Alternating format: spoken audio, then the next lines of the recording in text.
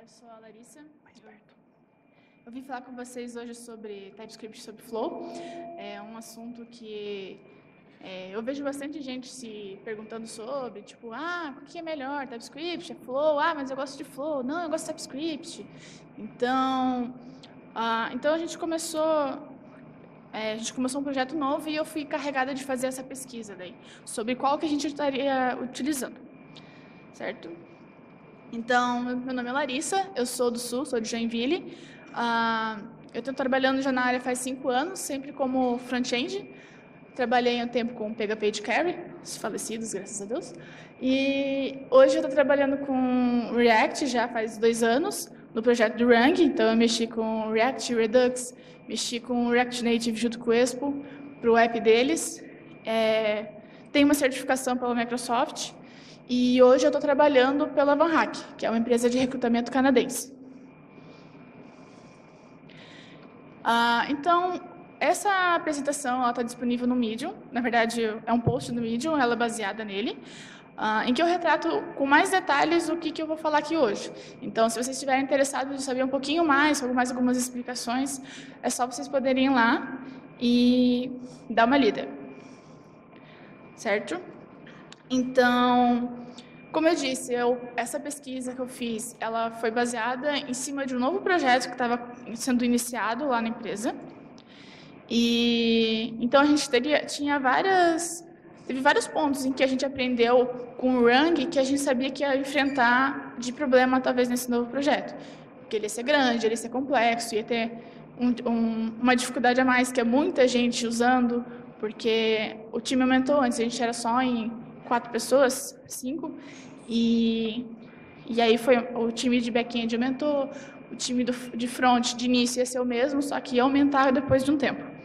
Então, no projeto anterior, a gente viu que tipagem estática ia ser algo que teria sido muito útil se a gente tivesse implementado desde o início, por causa do tamanho do projeto. Então, esse foi um aprendizado que a gente levou e a gente viu que ia ser realmente necessário já iniciar o projeto com tipagem estática.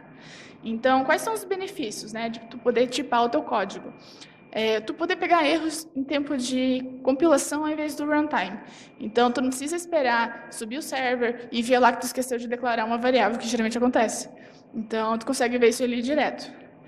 Tu acaba melhorando a tua leitura e te auxilia na refatoração do código. Porque quem nunca fez uma função, por exemplo, recebe user. Aí, em algum lugar do teu fonte, às vezes está tipo, em algum lugar é um ID, em outro lugar o user pode ser um objeto, pode ser só o ID direto, pode ser, às vezes, só o nome. Então, tu olhando, tu tem que adivinhar se aquilo ali é o objeto ou se é direto já o ID. Tu tipando o código, tu fala assim, é um número.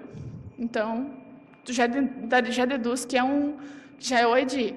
É um objeto, e aí tu diz como é que é o formato do objeto. Então, tu já consegue trabalhar. E se tu for refatorar, tu sabe certinho como é que tu vai receber aquela informação. Tu não tem que ir lá dar um console log, por exemplo, para testar qual que vai ser o teu retorno.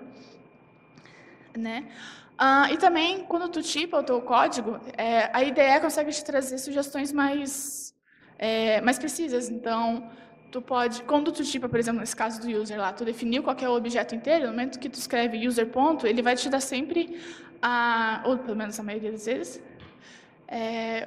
quais são as informações que tu pode trabalhar, a função que tu pode aplicar, essas coisas assim, se for uma classe.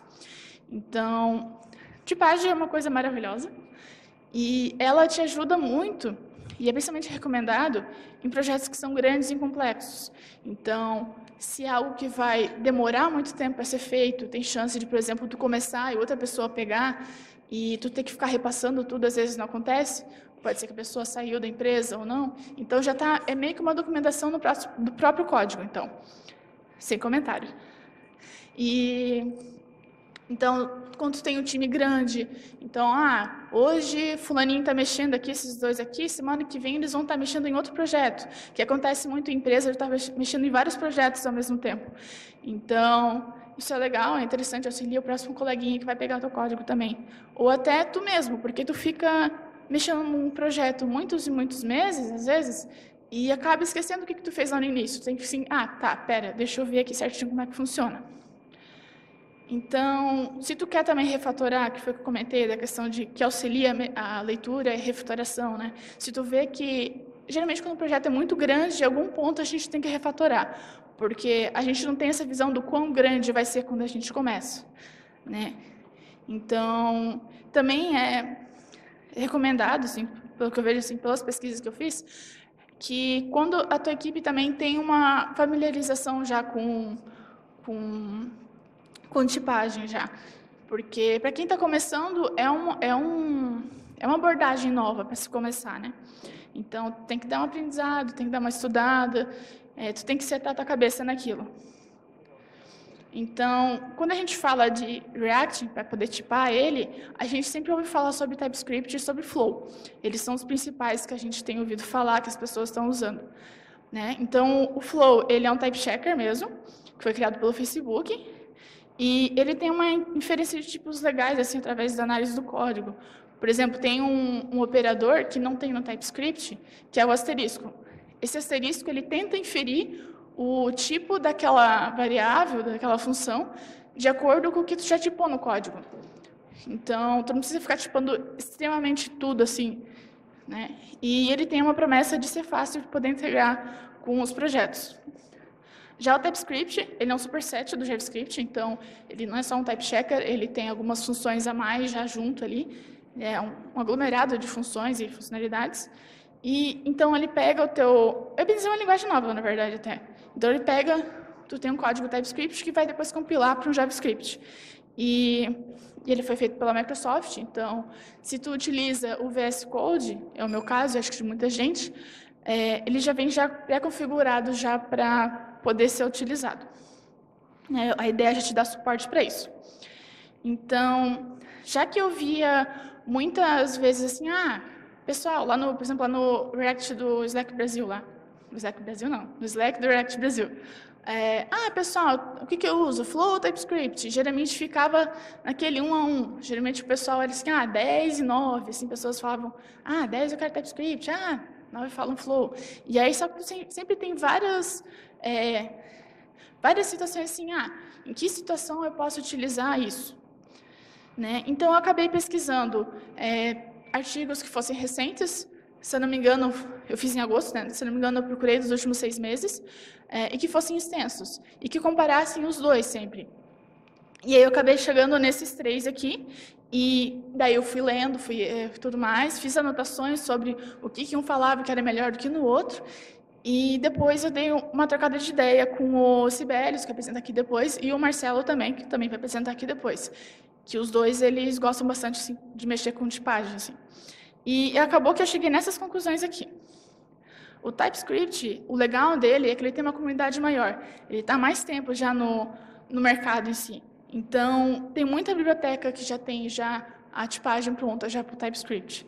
Né? E como ele é da Microsoft, o VS Code é da Microsoft, ele já tem uma compatibilidade legal, interage melhor. O ruim dele é que ele é mais verboso. Mas isso, se tu tem um ganho, ser mais verboso às vezes não é algo tão ruim. Uma coisa que eu particularmente não gosto muito, mas é a vida, é que a extensão dos arquivos tu tem que ficar mudando para .ts. Mas não é algo que vai impactar muito. E com as novas versões do TypeScript, tu consegue utilizar só o type checker dele, tu não precisa usar o TypeScript inteiro. Já o Flow, ele é fácil para tu integrar e tem eu achei algumas bibliotecas já para fazer refatoração automática. Então tu tem lá esse code mode que eu deixei de exemplo, e que tu passa teu código e ele remexe assim nele e te gospe um código novo assim. O Flow também ele é legal para quando a gente está começando.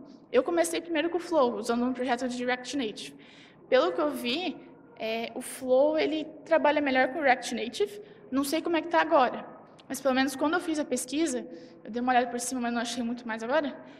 O Flow ele é mais legal para o React Native, que foi até o que a gente utilizou no app do Rank. O problema dele é que toda vez que sai versão nova, ele nem sempre é compatível com a versão anterior. Então, tu tem que ficar mudando um negocinho aqui, outro ali, quando tu vai atualizar. Isso é legal quando são versões, né, majors, né? Mas isso acontece também nas minors, às vezes. Então, por isso que isso é uma coisa meio ruim. Tem muitas funcionalidades, não digo muitas, mas tem funcionalidades que não são documentadas. O TypeScript tem uma documentação bem boa. Então, isso acaba pesando contra ele. E as mensagens de erro, eu não acho que elas sejam muito claras.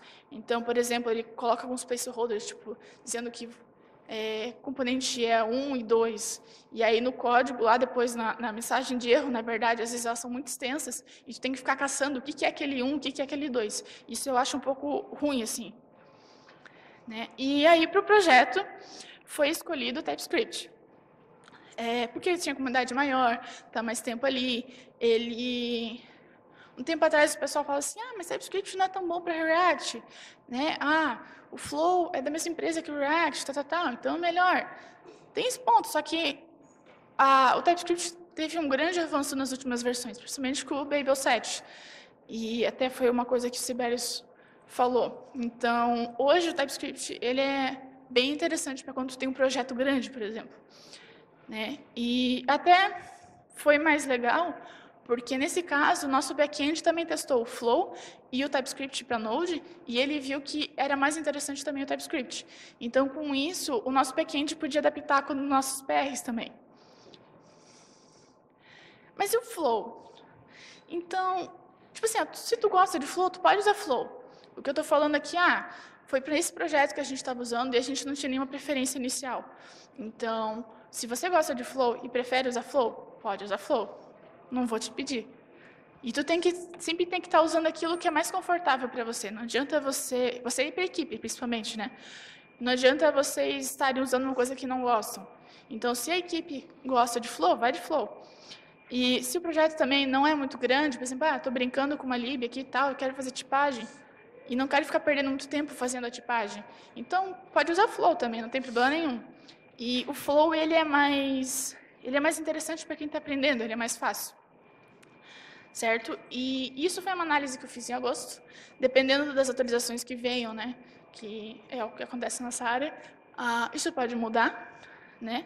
Mas hoje eu vejo que o TypeScript, para projetos grandes e para uma equipe grande também, é bem mais interessante. E é isso.